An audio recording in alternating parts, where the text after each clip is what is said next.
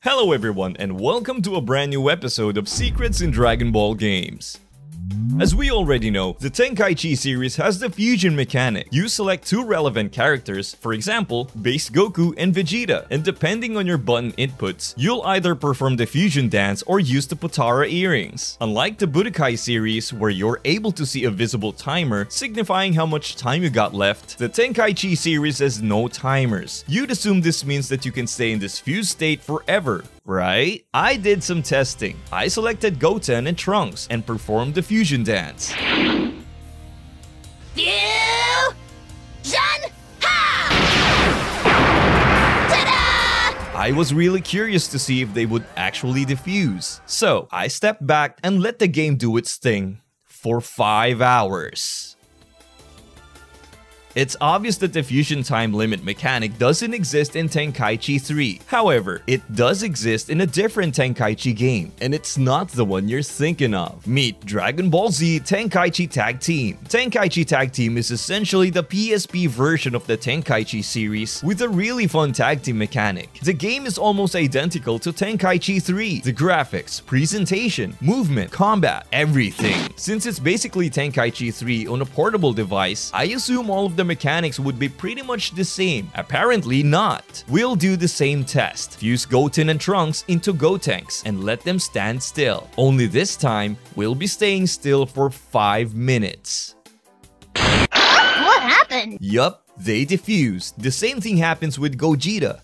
I'm just getting started!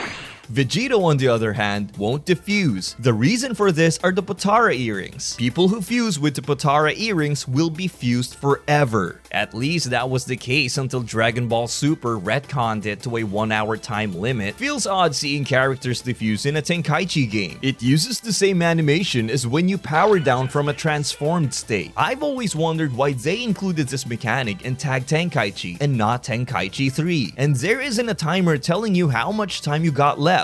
Most fights don't even last 5 minutes, so you'd hardly ever see your character defuse. It kinda reminds me of that Budokai 3 Easter egg where Goku stares at you if you don't move for 13 minutes. It seems we have some major discoveries in relation to power sensing in the Tenkaichi games, more specifically Tenkaichi 2. So, scouter characters are actually able to locate people faster than characters with regular key sensing abilities. Ready? I see you. Ready? Fight! You won't get away! But if you manage to break their scouters, they'll become much less efficient. Where are you? Here's another fun fact about scouter characters. They are actually able to locate characters hiding behind structures. Don't you dare! I see you. While characters who use energy sensing cannot. Where'd you go?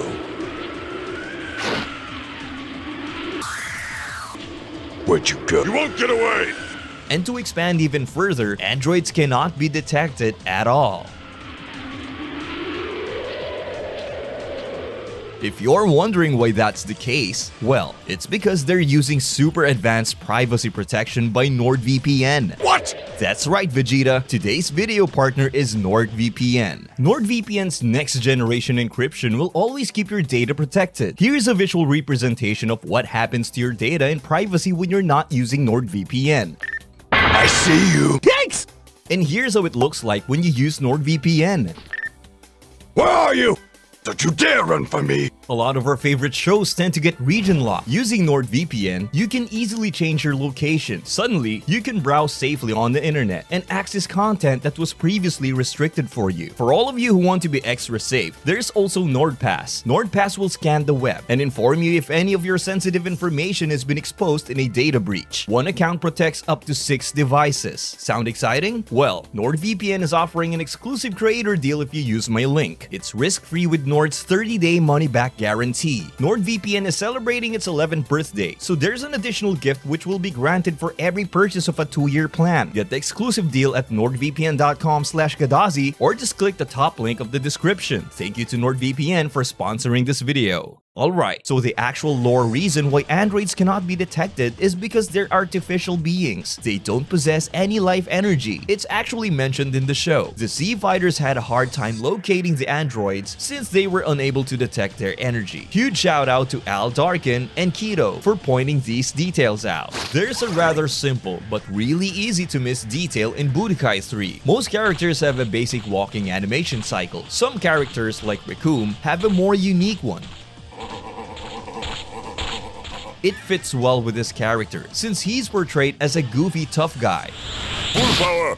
Broly probably has the most unique animation. Due to his size, every time he takes a step, the screen shakes a little bit. It's a cute little detail, and it looks like the devs thought the same, given that they brought it back for burst limit.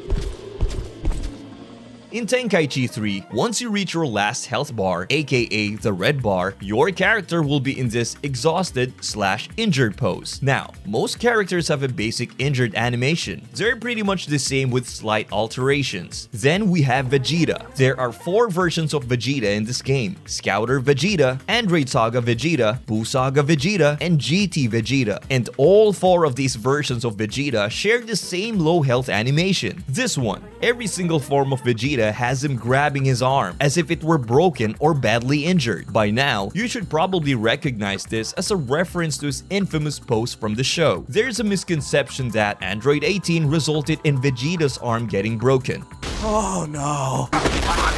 But that doesn't seem to be the case. We can see Vegeta holding his left arm in his iconic pose during his fight with Recoome, so we know it goes early as Frieza Saga. Some even say his first fight with Goku triggered this chronic injury. Even in the game, his Saiyan Saga version is featured in this pose, so it very well could be the case. I honestly love this gag. It even appears in Dragon Ball Super. In Budokai 1, depending on how far you progress with the story, your title screen will change to match your current progress. For example, if you're in the Saiyan Saga, your title screen will feature Saiyan Saga artwork. If you're in the Frieza Saga, the title screen will be Namek themed. And if you're in the Cell Saga, well, you get the point. I always thought that the title screen art was random, but nope, it's actually tied to your current story progress. You know how DBZ games have those fun little mini-games during loading screens? Well, Infinite World is no exception. Infinite World's minigame consists of Kid Goku climbing Korin's tower. The background will also shift day and night cycles, referencing Goku's long journey to the top. Can you guess what the reward is for climbing to the top?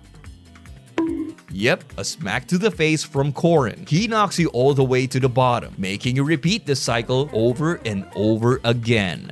But there's more. If you possess a scratched or broken copy of Infinite World, there's a chance that you'll encounter something that you weren't supposed to see. If you get stuck on this loading screen, strange things will start to happen. The background will shift to black, and it will stay like that forever. If you reach this point, it probably means that your disc is really scratched up or your PS2 console is broken. Normally, this loading screen lasts up to 5 to 6 seconds. Unfortunately, since we're playing on a scratched disc, we won't be so lucky. After a few minutes of this endless loop, something weird happens.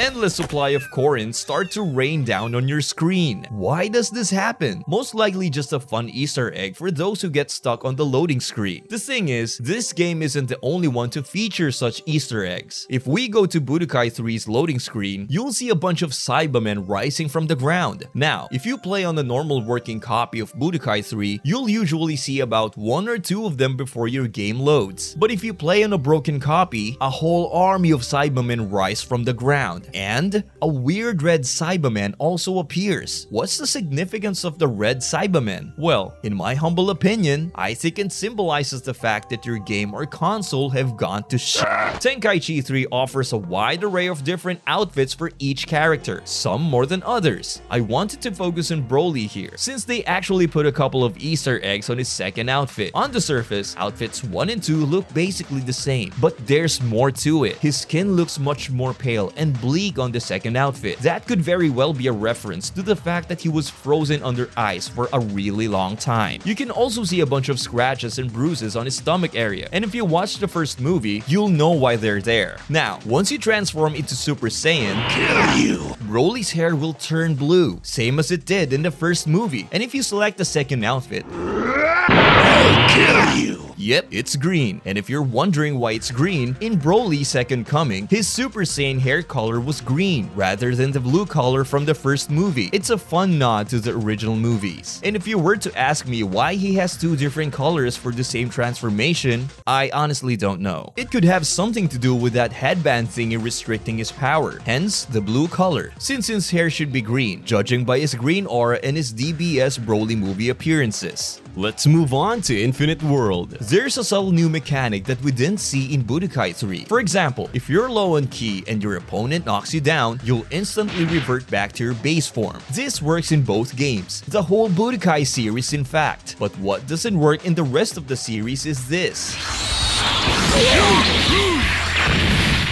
Notice how 18's Axel dance literally knocked the Super Saiyan out of Vegeta, while in Budokai 3, he remains in his transformed state. Don't know about you guys, but I really like this little detail. Reminds me a lot of how you see the Super Saiyan transformation fade when they get knocked out in the show. In the anime, once Gohan arrives to fight Super Buu, he says this. Hi, nice day.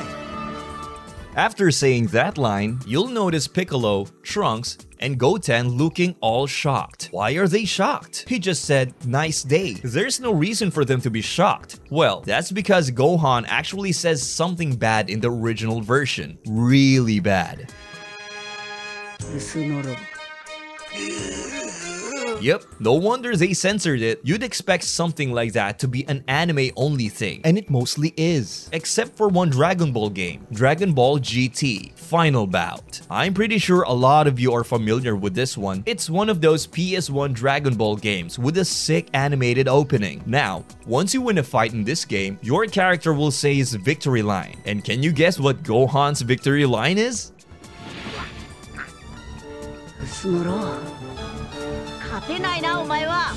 Yep, they decided to give him his infamous anime line. To my knowledge, this is the only game where he says that line, and I can see why. You should know more than anyone else that you can't defeat me.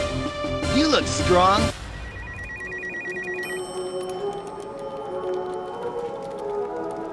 It's over. It's over. We won. We won. You know how long it's been?